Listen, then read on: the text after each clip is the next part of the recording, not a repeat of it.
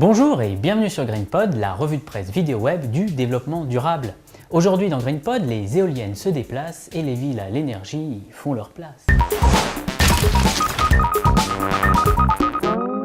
Le nombre à retenir, c'est 33 837. L'État vient de publier le classement de ses ministères en termes d'émissions de CO2 et le plus mauvais élève, c'est l'Elysée avec 33 837 tonnes équivalent CO2 pour 1031 personnes, soit un taux moyen d'émission de 32,82 tonnes par personne. Et oui, il va falloir rénover l'Elysée. Je parle des bâtiments, entendons-nous bien.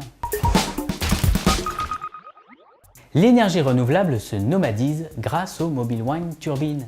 Ce concept d'éolienne mobile est suffisamment souple d'utilisation pour être facilement transporté, installé et mis en service par une seule et même personne. Un moteur électrique à traction est logé dans chacune des 6 roues. Si l'engin nécessite une alimentation d'appoint, un générateur diesel se met en marche automatiquement, permettant au véhicule de continuer son déploiement. L'électricité produite par l'éolienne peut être utilisée dans diverses applications, à des fins militaires, humanitaires, lors d'un forage vertical, pour alimenter en électricité des écoles, des petites entreprises, sans avoir l'inconvénient du coût d'une installation permanente. Pour un déploiement à grande échelle, plusieurs turbines éoliennes mobiles peuvent être érigées et en augmentant la capacité des batteries de stockage, celles-ci peuvent stocker le surplus d'énergie non consommée. Bref, une source d'énergie d'appoint qui peut s'avérer bien utile si jamais le vent tourne.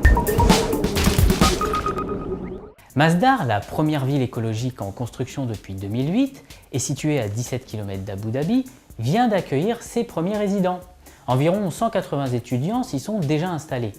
En intégrant des éléments tels que les panneaux solaires, les rues étroites, les zones ombragées et les techniques de ventilation pour réduire l'utilisation des climatiseurs, les élèves expérimentent quotidiennement des pratiques durables, que ce soit dans les salles de classe, dans les laboratoires ou encore dans les espaces résidentiels.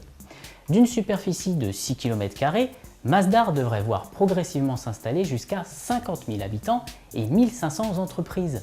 Le projet pharaonique de 22 milliards de dollars a pour objectif d'utiliser le plus possible l'énergie solaire, le soleil restant une matière première inépuisable pour le pays. Masdar, une éco-expérience à l'échelle d'une ville qui devrait bientôt nous en apprendre davantage sur la viabilité de tous les projets de Green City qui sont en train de se réaliser à travers le monde en ce moment. La palme cette semaine à Barack Obama qui a décidé de montrer l'exemple à ses concitoyens en faisant installer des panneaux et un chauffe-eau solaire sur le toit de la Maison Blanche. Après Michelle qui avait planté peu après son arrivée un potager bio, c'est au tour de son mari de donner des reflets verts à la Maison Blanche. Voilà, GreenPod, c'est terminé pour aujourd'hui, mais on se retrouve très vite pour encore plus d'actu verte et durable.